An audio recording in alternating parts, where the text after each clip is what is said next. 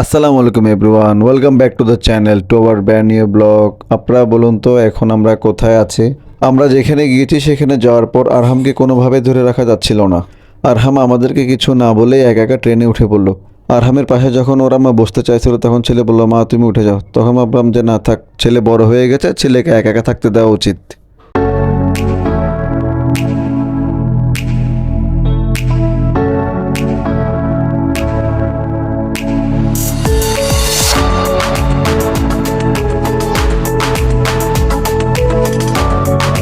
আরহাম ওইখানে যতক্ষণ ছিল প্রতিটা মোমেন্ট এনজয় করছিল আমাদের সাথে খুব ভালোভাবে। ছেলে হোক বা মেয়ে হোক, আসলে প্রতিটা বাবা মাই চাই তার বাচ্চা যাতে হ্যাপি থাকে সব সময়। আরহাম আরও অনেক জায়গায় খেলাধুলা করেছে। যখন এডিট করতে বসলাম তখন দেখি খেলাধুলার ফুটেজগুলো মিসিং। আসলে তখনই মনে পড়লো আমরা আরহামের এনজয়মেন্ট দেখতে দেখতে দুজনে আরহামের ফুটেজ নিতে ভুলে গিয়েছিলাম। আমরা তিনজন কি খেয়েছি, কি অর্ডার করেছি, আপনারা দেখতে থাকেন।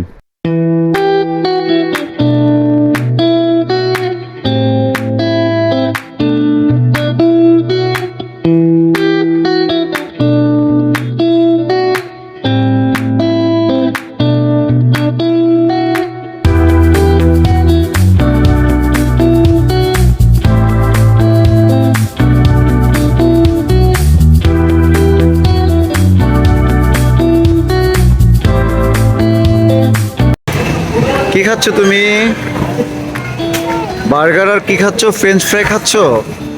আল্লাহ নষ্ট করছে তো। আর তুমি কি খাচ্ছ?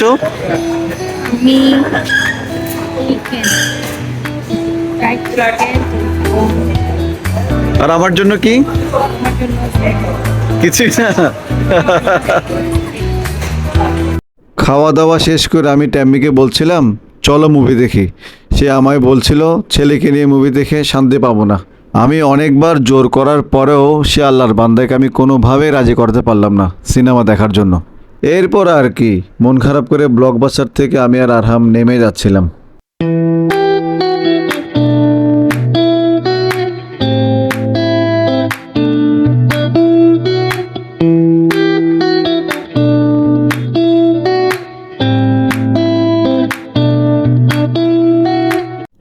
আসলে আমি কিন্তু রাগ করে চলে যাচ্ছিলাম না।